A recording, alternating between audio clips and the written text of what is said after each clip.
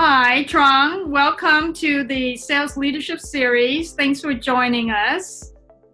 Hey, Jessica. I'm so happy to be here. Thank you for having me on your show. I'm excited. Sure. Would love to hear more about your background, your sales skills, and just share with us a little bit more. But let me just introduce Trong Nguyen is the client director at ServiceNow, and he has a ton of enterprise sales experience. He has written 2 books, and this is the second one called Winning the Bank, which I really enjoy reading.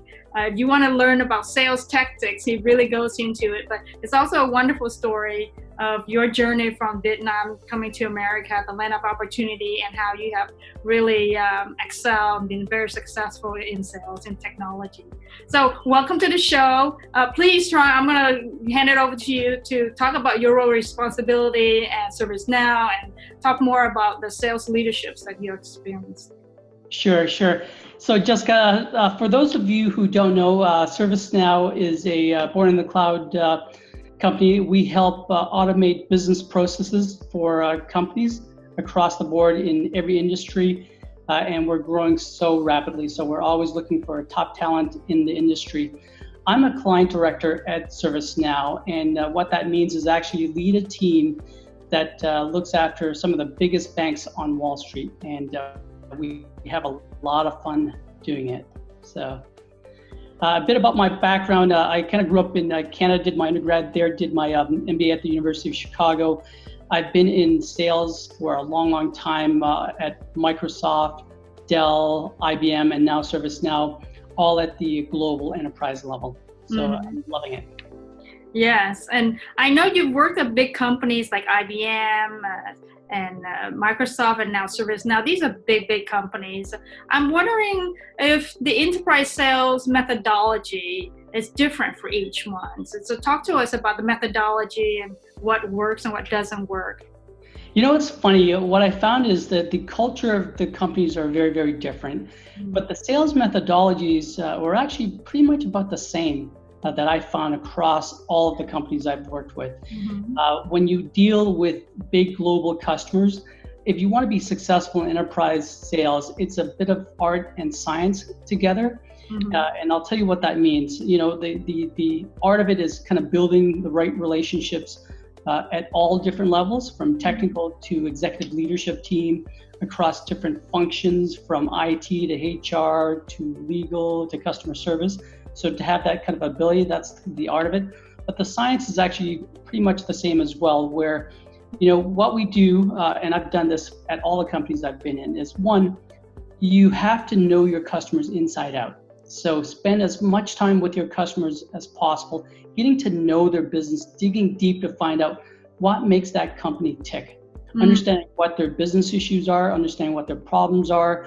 And then from there, you take your company's solutions and then you marry it together. What can you do to help them do one of 2 things? Because business, when you kind of net it down, it's very simple.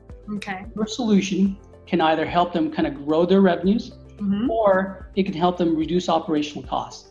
Okay. That's it. Like, there's no magic to it. And to the extent that your solution can help the companies do that, then you have a winning solution, and that's how you kind of close deals. Okay, so either increase sales revenue or lower the cost, which then contributes to the profit margin. Exactly. Right. You got it. You got it completely. So which methodology? Is it like the challenger methodology? You know, I've been through so many sales schools. I've got a hybrid of a bit of all of them. Okay. It's funny because when I read the Challenger sale, it did really resonate with me. Like, you do have to have the internal fortitude to really challenge your customers, help them think out of the box, because some of your customers have been in their companies, in their positions a long time, and they just need a spark. They need something that will kind of rejuvenate them, to get them to think a bit differently. But by the same token, as you're challenging your customers, I would task you to actually challenge your own company. What I found, I'll give you what I mean by that. What I found is that, you know, your leadership in your company, your product managers, sometimes we get so siloed in our own views of things that we think, hey, we're the smartest people in the world. We created these products, and this is how the customers should use it. But when you get to the real world, the customers will figure out that, hey, you know what? There are gaps here in terms of the functionality, in terms of the product, and they've got so much valuable insight and feedback that you can actually give back to your leadership team to go, hey, you know what? I think this customer has some valid opinions and points of views that can make us a lot better. Yes. Right? And when you feed that back into your own company, and then they take that up into their products, it makes it so much better than it was before. Yes, you're right. I think if we're open to other people's thinking or their feedback, then that will help us to stay innovative, right? Just to make sure that the customer comes first, fulfilling their needs. Exactly. Delivering value. Yeah. Okay. Yeah, it's so funny. Like in sales, we run into so many what we call gatekeepers, right? So they could be at any level. They could be a director, they could be a VP, but what they want to do is kind of keep you in your little hole so that you can't kind of broaden out, build the relationships that you need. And I've had this happen to me pretty much at most of the customers that I've ever dealt with, right? And my response has always been the same, right? They always come to me and go, hey, you funnel everything through me, you talk through me, and then if you don't, I'll make sure you never come here again. Yes, they threaten you. They try to control you. And I'll kick you out. And my message has always been, hey, listen, I'm happy to take that advice, but I want that in writing from your CIO, right? So the CIO is usually like 4 levels above them, right? And I want their boss copied on that note. And if that's how they want the relationship to be, I'm totally fine with that. And when you call them out on that, they go, and they completely back off on that because they know that that's just an empty threat. Like they don't have the autonomy or the authority to actually do something like that. Right. So. Yes. Let's switch a little bit. In terms of sales, your function means that you rely on a lot of different other team members, right? There's someone to do research, someone to, that's all kinds of people involved in the team. So how big is your team and who are the other players that you pull into the team? Yeah, so, in big pursuits, our team can grow to be 30, 40 to 50 different people. And we would have actually so many different functions around that. So you're talking about sales support, marketing support, operational support, legal, finance, your executive leadership team, like everyone is in there. So by the time you add it all up to the extended team, you're talking about 40 to 50 people easily. Wow. And I think the key to managing that type of a large team is early on, you have to kind of paint a vision, like where you want to take this customer on this journey with your company for the next 2, 3, 4, 5 years, and then have everyone bought off on that vision. So when they buy off on that vision, they go, okay, I totally understand where Trong wants to take this and how we're going to go close this deal, how we're going to win this business, and I understand my part in it. Okay. So when they understand their part in it, then they go, I get it. Okay, this is how we actually make a difference. Right. You know what? The net of it is everyone wants to make a difference, right? So to feel value, to know your contribution. Exactly. So it is like a team, and someone is like the quarterback, someone's the front runner, blocker, and all that. And they having clear objectives is actually one of the key ingredients of sales management, right? Making sure you have objectives, clear KPIs, and all that. So at ServiceNow, if you are targeting the banks, and I think you cover New York, right? Yeah. Are we talking about like a $1 billion kind of company, multi-billion-dollar companies? These are like 2 years sales cycle. Explain about your type of clients. Yeah, well, let's just say these are the largest banks in the world. And I can't kind of name names, but you'll know who they are. They're the standard kind of picture the top 10 banks in the world. Okay. And that's kind of who we call upon. So these deals, the cycles take a long time. Make no mistake about it. They could last, 12 to 24 months. That's how long it takes. Okay. To move a bank from one platform to another or one technology to another. Mm-hmm. First, it takes you a good year to go sell that solution and touch all the right players that would actually make that type of decision, because it's all by a big committee now. It's not like one or two people in that size of a company. Yeah. And then after you kind of get through selling, you actually have then to negotiate all of the legal T's and C's, the contractual pieces. Yep. And they have so much regulations that they have to follow through, that they have to meet, that it could take you a year to negotiate that legal contract. So brace yourself for a long sales cycle. Yeah, one of the things that you said in the book was, don't go talk to the higher up people. Start from the very bottom and try to find information through these other folks low in the ranks before you go up the hierarchy. Is that right? Yeah, that is true. That is true. And one of the key tenets I live by is I live by data, right? You have to try to get as much data as possible. And so what I do is I talk to business partners, I talk to customers, I talk to competitors, I talk to my extended team. Get as much data as you can, right? And then build your way up through the ranks. So, you start at the low technical levels, you get some interesting perspectives and data points, and then you kind of bring that up to their leadership team. And then you kind of start sharing that across to different folks that might get value out of it. And as you're sharing data with them, they will start sharing data back with you, because it's always kind of a relationship and a quid pro quo. And then kind of take all of that relationship, all that data across the organization that you kind of learned, and then you move it up to the next level, which is at the director or VP level, and then you get to the executive levels. So you really trade on data at that point. Okay. Let's switch to the marketing department. I know in sales you work very closely with marketing. If you could tell us a little bit more about that, the relationship, what they do, what you rely on, and how important is marketing?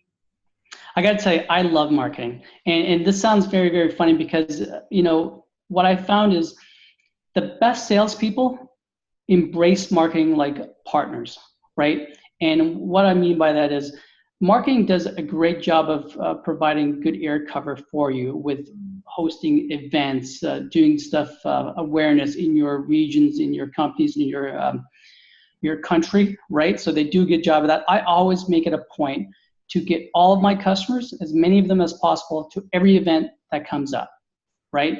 Because all that does is it builds mind share with the customer, right? So that is so helpful. And then by the flip side of that, I actually use marketing to my advantage as well, where as I'm talking to my customers and I find a gap, right? There's a need for a certain type of event that I look at the calendar and we have none of that coming up in the next year. I'll work with my marketing teams to go, hey, listen, it'd be great to host a CISO forum, Chief Information Security Officer forum here, because I've got 5 or 6 of them that are asking to kind of network and connect with each other. I know there's nothing on the agenda. Can we create one? And they will help me create one, and it builds such amazing opportunities from there to go get more business, that I completely embrace marketing. And if you want to be a top seller, top 1%, marketing is your best friend. I like that. I think it's true. I think like in-person socializing in a small group, being there one-on-one, opportunity to talk, and it's just so much stronger relationship building than any kind of remote conversation or email, phone calls. So I think here in Silicon Valley, we have a lot of tech events. And we also try to go to them because it's so much fun, but it's also so much more effective as far as relationship building. Yeah. Awesome. I think nowadays, customers do a lot of research online. They are researching so much more is available online. So what marketing puts out there as far as the content, I think has really influenced the buyers along the journey before they talk to a sales rep. So what do you think of that the whole change of the marketing now that there's a lot more data, it's a lot more online, it has really influenced the marketing has gained a lot more, I think, importance in that impacting the journey. Yeah, I would totally agree with you. Some things have changed, but some things, at least in my world, in enterprise software and enterprise sales, haven't changed all that much. So I totally agree with you. Customers have so much data out there. They can actually go online and research any solution because all of that data and marketing is out there. Yes. And it's amazing. They come so much more informed and knowledge when I start having conversations with them. Yes. It makes my job that much easier. But I'll tell you this, though. What I found is it's great that they know, but the element that they really look for if they're going to buy your solution and adopt it is, can they trust you, right? And I think this is where enterprise really differentiates itself. Customers that I've dealt with for a long, long time, they trust me. They know that if I sell them this enterprise solution, it's not going to be a hit and run, right? Where like they are sometimes literally betting their badge and their job on the solution that I'm selling to them, right? And so if they're doing that, they need to know that it's going to work, right? They need to know that they can trust me to bring the best teams to go help implement it, right? Because if that doesn't go well, that's their livelihood. That's right. So I think that's how you really differentiate yourself in enterprise sales.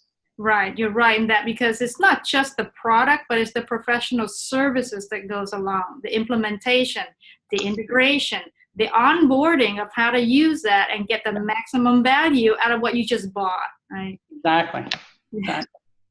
The customer success team after the sales. Yeah, exactly. No, that's all true. I think relationships really do matter. The technology's there. You have to have credibility from your own experience of demo, proof of concept. But it really is also a competitive edge if you have that personal relationship where they know that what you say you will deliver, that you actually are not overselling, but over-delivering, right? Yeah, exactly. Okay. Well, wonderful. I think that ServiceNow has been a phenomenal brand that is just so well known, and you just have this huge opportunity to make a difference with your solutions. And I know it's like a module where you're going into different departments and offering it. I'm so excited to be here. I mean, ServiceNow, we have a platform, and then we actually have different modules that will go provide solutions for the different functions within companies like HR, customer service, security. And so we actually have such an opportunity to impact a big customer's environment. Wonderful. Well, thank you very much, Trong. It's been a pleasure to speak with you. And again, I really enjoy reading your book, and I would recommend it for those who want to learn more about your sales experience, your background. It's a great read. So thank you for sharing your sales leadership tips with us and talking about ServiceNow. Thanks, Jessica. Have a great one, guys. Bye. Bye-bye.